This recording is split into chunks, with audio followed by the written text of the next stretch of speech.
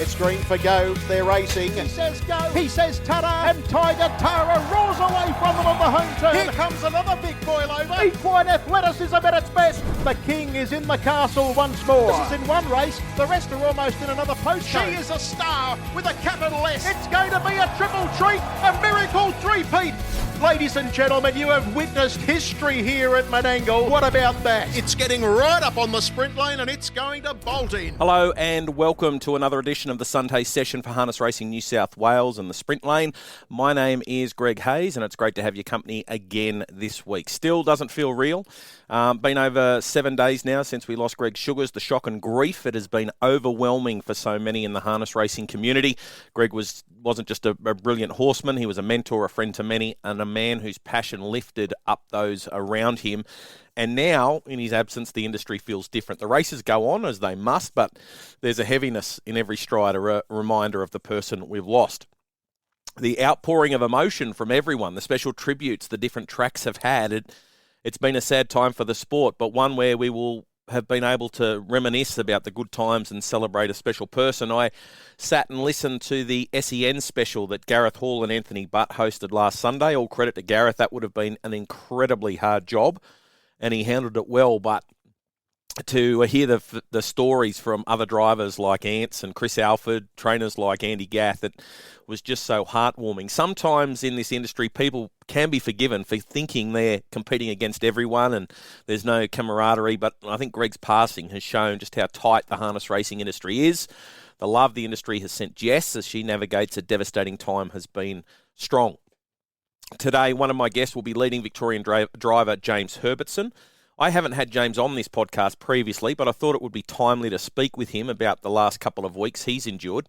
James had flown over to the USA, and with the help of Jamie Dernberger-Smith, who we've had on this program numerous times, he cracked the American market. We've seen the likes of Andy McCarthy, Todd McCarthy, and Dexter Dunn head to the US and make a name for themselves, and James was well on the way to opening up doors as well. He drove his first winner at the Meadowlands last week, but made the decision to cut short the US tour and head home to support Jess and the Sugars family. Greg and James were incredibly tight. James was interviewed on From the Sulky at the Meadowlands and became extremely emotional when talking about Greg, and within a couple of days he'd made the decision to return home and actually competed at Melton on Saturday night. I didn't want James to feel like he had to come on the show when I reached out to him. It's been a really tough period. So if the answer was no, I totally understood that, but I also wanted to give Jimmy the chance to talk about what he was feeling and whether he will return overseas in the short term. I don't apologise for continuing to talk about Greg Sugars this week and the hole he's left in the industry's heart. He's a huge loss, and I'm not afraid to say that I became really emotional last Sunday night after listening to that SEN special. Extremely tough times, that's for sure. Of course, Menangle raced on Saturday night with the fairer sex taking centre stage. The Robin Dundee Stakes was taken out by I Keep Smiling. I spoke with Jackie Gibson about that mare on Easter Sunday after her win at Wagga, and she mentioned how important the QE2 Cup was going to be to her. Of course, the Old Ladyship Mile, and with that victory last night, she booked herself a spot in the big one. So, Rakiro Rebel, Sweet Bella and My Moonlight Dream also qualified for the race with their performances, while Sahara Breeze and Luxa Turner both received invitations. So those six joined Pandia, Steno, Tay and Sweet Nikki Lou. Should be a cracking race, that is for sure. The New South Wales Oaks heats were run last night as well. The final field in alphabetical order is Beach Diamond, Cool and Classy, Gonna Reload, I'll Be Gone, I've Seen Heaven's Light, Love the Nightlife, Miss Ari, Ruby Rules, Soho Americano, Sugar Pie Honey, Namaka was the first emergency and Precise the second. Did you see the Fremantle Cup on Friday night? A couple of drivers from New South Wales were competing. Luke McCarthy drove for Greg and Sky Bond, and Will Rickson returned to drive one for Justin Prentice. Mr. Smarty sat behind the leader and won another feature. Last time in the Nullarbor, Gary Hall Jr. went around, sat outside the leader, then got cover from Swayze and only had to produce Mr. Smarty at the right time to win. Well, this time, Hall Jr. earned every last cent from his driving percentage as he pushed Luke McCarthy out of the way inside the final 400 to get out of a pocket and prove too strong. The rules in WA are different. We don't see that kind of tight jostling they see at Gloucester Park, and as a result, Hall Jr., he's the best in the business at it. Great theatre and a good finish to another big race. On the podcast this week, I've mentioned already, I'm going to speak with James Herbertson. His record over the last 5 years, unbelievable for a young bloke. I think he's only 25. He continues to drive winner after winner, and he'll join me very, very soon. Also, I want to speak with David Aiken. He's going to join me after the win of Max Delight. Akey has got the old boy rolling nicely, and I'm assuming it's all systems go to the Queensland Ear to Dominion, but Dave can confirm that for us later. Greg Sugars also drove for the Aiken stable. I think he drove Max Delight in the Hunter Cup this year, so I'll have a chat with Dave about Greg's legacy. But first up, let's hear from James Herbertson. James Herbertson, not a New South Wales driver, and we normally talk New South Wales on this show, but he's a young driver that has the world at his feet. Travelled over to the States recently, plans to go to Sweden as well, and of course those plans all changed after the passing of Greg Sugars, who taught James a lot. Just having a look at James's record over the last few years, 370 winners last year, 250 in 2023, 235 in 2022, and 200 in 2021. So just continues to get better and better every season, and he's joining me to have a chat about that experience that he had over in the States and what his plans are for the future. Hi, James. How are you? Good day, you mate. Really well, really well. Obviously, pretty tough times at the moment in harness racing after the passing of Greg. But, mate, your decision to go over to America, was that all part of your development as a driver? Is that where your future lies? Yeah, it's pretty tough times, mate, at the moment for myself and everyone in harness racing. Really, it's affected some people more than others, but I'd say overall it's affected a lot of people very deeply. But the American trip was it was for myself to go and learn, and Greg was one that really pushed me to do it. Just go and get the experience and be better for it. And the Sweden part, well, that was brought to fruition through the Young Guns series that I won on New Year's Eve last year, which was a great incentive by HRV, and very fortunate to have been able to pick that up. And I was just going to do it all in one block, until the unfortunate circumstances of Greg. But it was just to grow and as a person, and grow and as a driver as well. So yeah, I do feel like even though I was only there for 2 weeks, I do feel like I was better for it.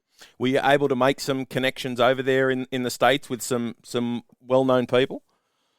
Yeah, look, I had the backing of Ron Burke, which is the biggest stable in the country, through Mark Weaver and Jamie Dernberger-Smith of Summit Bloodstock that we all know. So I was in the right camp to start with, and they got plenty of numbers. And even just starting off just in track work, I was driving horses that were worth 60,000, and I was driving horses that were worth 600,000. So there was no worry there. Like they had no problem putting me on anything. So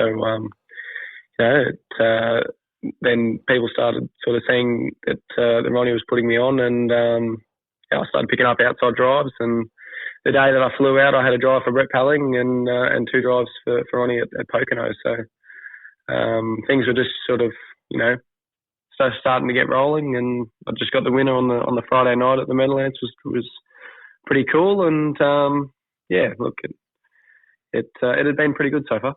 How was that experience driving a winner at the Meadowlands? Like, that is the mecca for harness racing participants. Yeah, it is, and it was a thrill. Horse was an outsider, and I picked the drive up on the night. One of the drivers didn't make it, and it was pretty cool.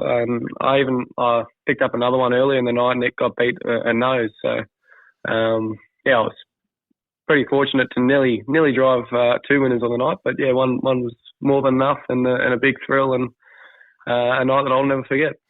Saw you on the television show over there as part of the Meadowlands coverage, and obviously they spoke to you about Greg during that, and that was a pretty emotional time. Had you made your decision by then that you were going to come home? It's probably one of the harder things I've ever had to do in my life, to be honest.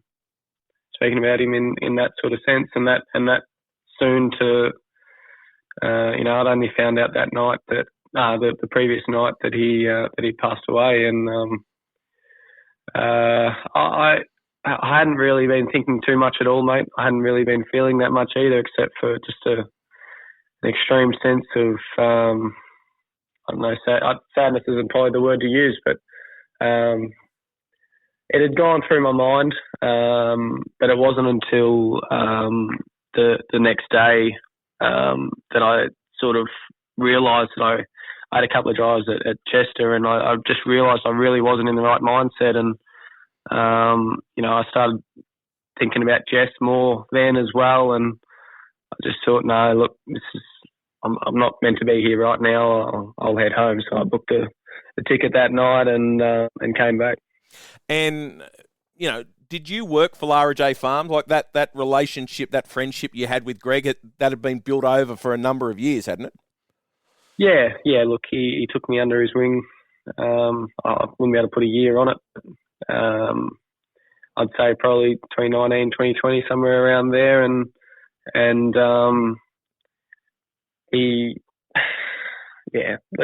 Greg was a teacher as much as a mate, and I never actually went and worked there as a job, but I've been a full-time driver since I left school. I've never really worked for anybody except for working with my old man, but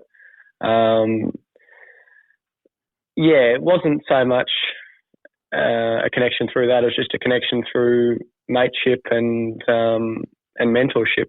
Yep. So you've made the trip back home. You've obviously got Sweden still there. So what are the plans now? You've come home to help Jess and to be a support for her. How long do you remain here in Australia? So my flight from New York to Stockholm is still sitting there, and I'll probably head back to New York for maybe 5, 6, 7 days after his funeral or his memorial service. That'll be held on the 12th at Melton, and I think by then I'll need to get out. I'll need to get away. Just get away from everything here, and so I'll head back and go back to the farm there, and try and learn a bit more, and then we'll head to Sweden then and finish the trip there, and I think by the time that's all done, I'll probably be in a better headspace to carry on with normal life without him. Yeah, sure. After I saw you do that piece on the television, I sent you a message just to say, mate, that was it's just the feeling I think that everyone's got. Like Greg was 40 and fit, and he was just always going to be there, and driving winners, and such a nice bloke off the track, and then all of a sudden, you just don't think it's going to happen. It's just trying to get your head around it. It's just that massive void that, that he's not there anymore. No, you're spot on, mate. It is a void. It's a huge void. It's a void within racing, within the people that knew him, their lives. It's the biggest void in Jess's life, that's for sure. She's lost her best friend and her partner, and I'm just a small part of it. I've lost one of my closest mates, if not my best mate, and someone that I really looked up to. So it's just a thing of trying to get past that and carry on. It's going to take quite a while. The industry's love for Greg, that's blown me away. Like all the things that the different race clubs have done. I've seen a lot of the Victorian clubs have had minute silence for Greg. Obviously, what Melton have done, Menangle got involved on Saturday night as well. It has touched the industry from the top to the very bottom, and all the way around the world, mate. It's been great what they've done for him here, and they owe it to him too. You couldn't find a better person on the track, off the track, champion horseman, just champion bloke. If you found a person that could say something that was a genuinely bad thing about Greg, they're doing a pretty good job. there might have been a punter here or there that had done their money on him, but that'd be about it.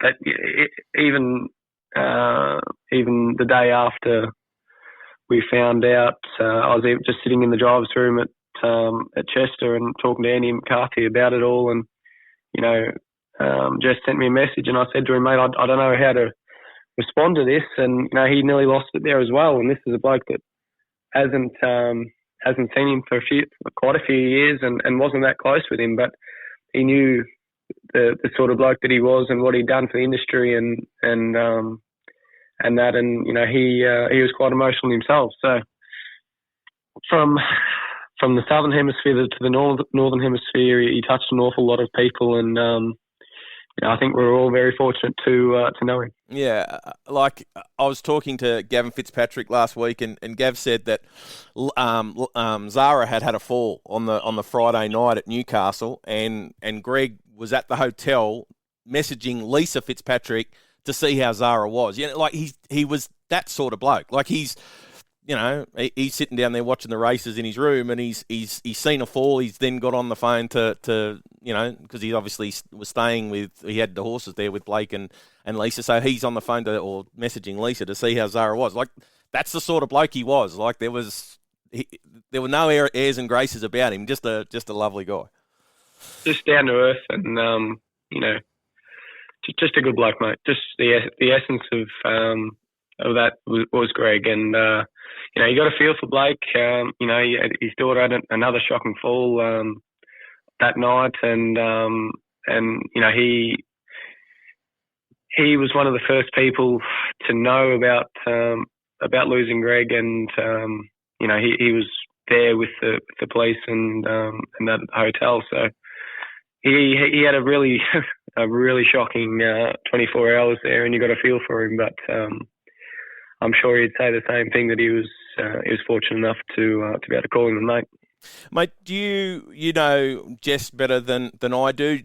Can you see Jess continuing in the same vein that Lara J is now? And obviously very difficult with Greg's passing, but she's a very strong woman. Do you think she'll continue on? It's really hard to say, mate. Lara J was Greg and Jess. Yeah.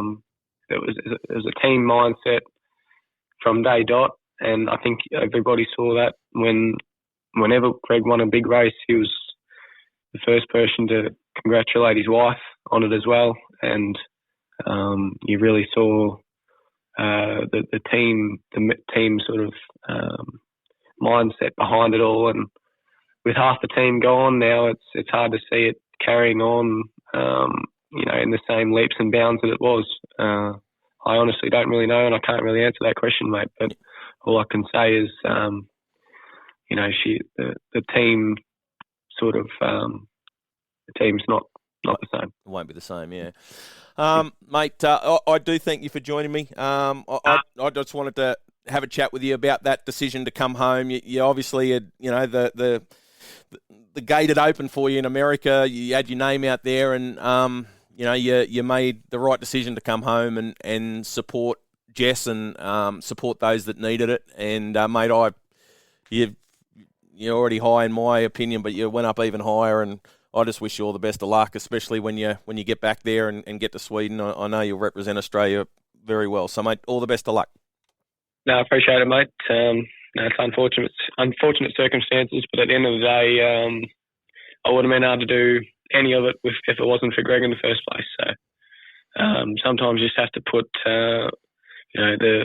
what's happening in the here and now behind, and worry about the people that got you there in the first place. And I'm very fortunate enough for it to have been Greg that got me there. But thank you very much, mate.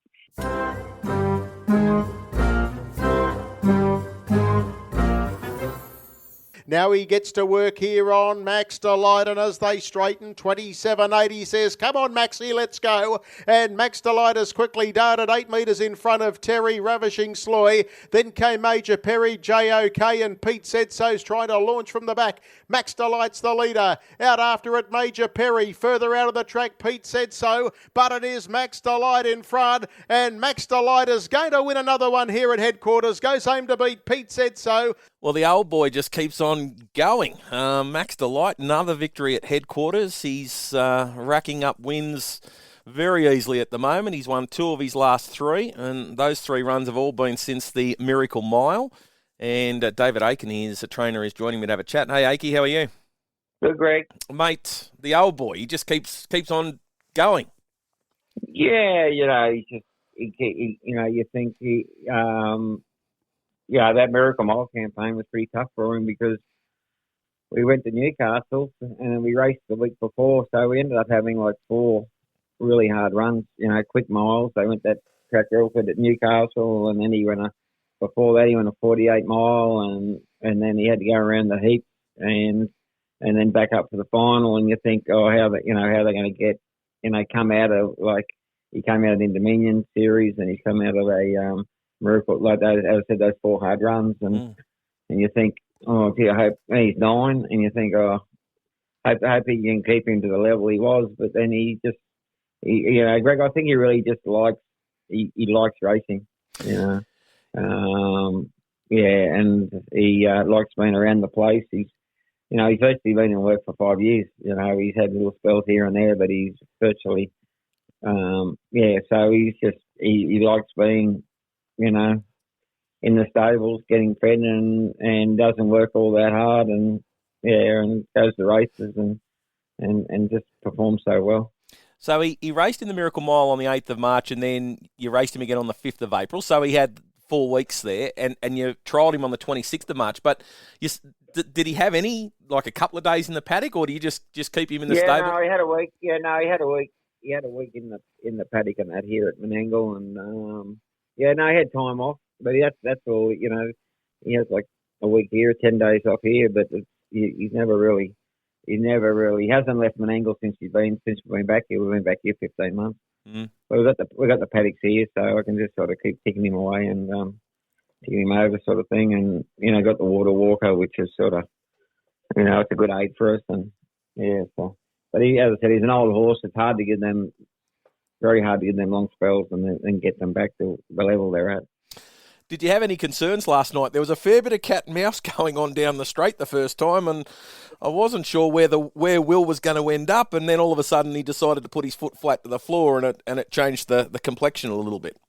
Yeah, well, I was a little bit like last week. He got beat at odds on favourite, and it's probably a little bit easy on him coming into that race, and had to do a little bit of work early, and it seemed like he was a run short, and I thought he was going to be like a good again. I was sort of a little disappointed he got beat the week before, and I was just hoping that he went like I thought he'd go, and then he had to do that little bit of, as I said, a bit of cat and mouse. He sort of had to do a fairly strong mid-race move, but it proved that he just needed that like a little that trip the week before, and I was pleased when he sort of he won by 8 metres, whatever it was, and and got through a bit, and Will said he felt terrific, so that was a pleasing thing. But that was interesting. There's a little 200 metres there where things were happening that I wasn't sure. I was sure it wasn't going to help him, but it ended up pretty good. I would have said that he was the way he raced through the Miracle Mile campaign, he's an out-and-out miler, but his last 2 wins have been over the 2300. So not only is the old boy gutsy, he's very versatile. Yeah, well, you're at Young that night when he won that race. It was over like 2800. Actually, I was talking to Darren Binskin today. I said, people think he's also a speed horse, but his performance in country cups, he won the Bendigo Cup. He actually goes better over the longer journeys.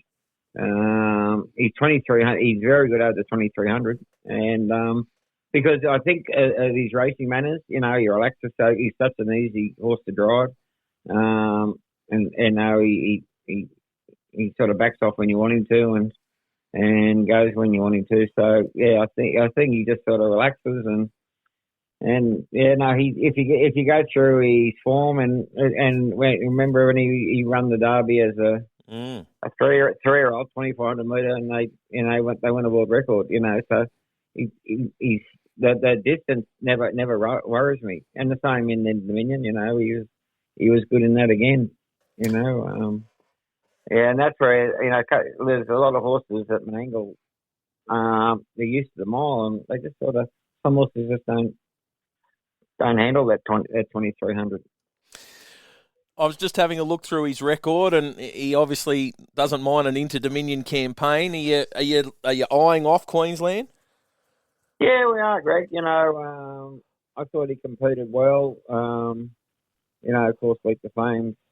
He's the best horse in the country, and I really do think just going through the Miracle Mile series and the Dominion series this year, I think he's up with the next bunch down. So why not? It's good money, and I know Mick Maxfield. He's getting on an age, and he really enjoys his horse being in these races. It'll be a first for him. I don't think he's been to Queensland yet, has he? He's obviously competed in Tassie and Victoria and New South Wales, but Queensland, no. No, I haven't been to Queensland yet. No, well, last year we thought, because Jason Grimson had a lot of fast-class horses at that time before the Winter Carnival, and we thought, we just might stay home. And we had actually, I think, during that Winter Carnival, I think Max won 3 in a row, I think. So we went to Plan B, and but this year it's different. It's in Dominion, and it's he seems to get through. His heat's good, and so haven't been there for a while. So yeah, give it a crack. Do you have anything else to take, or you just go up with him? I've got Speedy Lover nominated for the trot, but that's he's probably not good enough. So he'd mainly go up with him as a travelling companion. Okay. Just having a look back at some of the drivers that you've had drive Max Delight over the time, and one that stands out is obviously Greg Sugars, and Greg's passing has rocked the industry big time. You obviously had a working relationship there with Greg.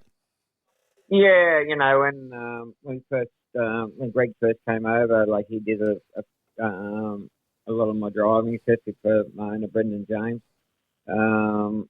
We had a really good association with Jack the Fly. He won a lot of country cups for me, and we just got beat narrowly into 100 cups with Jack the Clive. And the problem with when you want Greg to driving is actually getting him, and that's but then it got to the stage where my son Josh started driving, and I was still doing a little bit of driving, so we weren't using Greg a lot, but every time we had the opportunity to, if we needed a driver, we went to Greg first. But he was very hard to get, probably the last 10 years. But when you got him, it was he drove Max Delight in the Hunter Cup this year, and I was wrapped when we got the message that he was driving him, and that was the last horse he drove for me.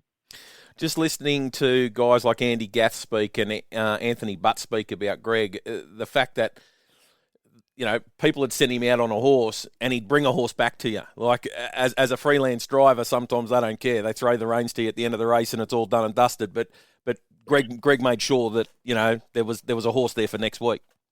Oh, yeah. And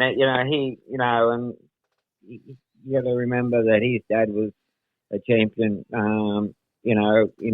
in South Australia, won a lot of driving. And and Ross Wood really educated him on, there's always next week, don't kill your horse. I don't think I can remember Greg actually over driving my horse, and he was just a true horseman. I loved the horse, and you'd see when him and Jess look after their own horses how good they look after them, And because he's such a good driver, he just wouldn't. He knew not to actually kill them, But he was a rare talent, and his integrity was impeccable. He's just a complete package.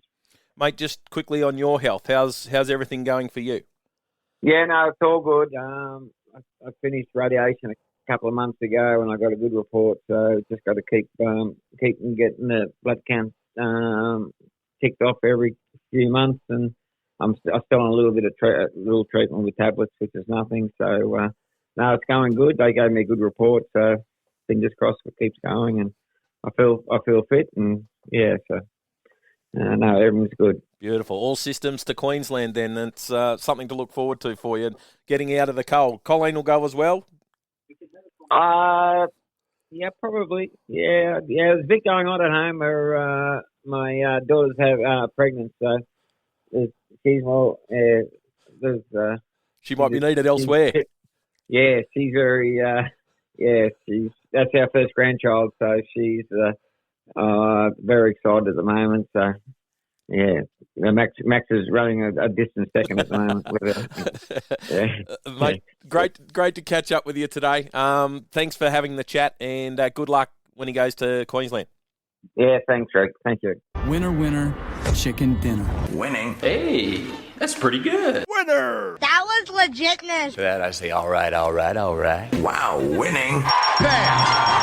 Just like that. That's all there is to it, Dustin. That's all there is to it. A winner! Just like that. And the winner is... Well, Mr. T struck out this week, but so did I. So we both went backwards. Mr. T is in the negative for the first time this season.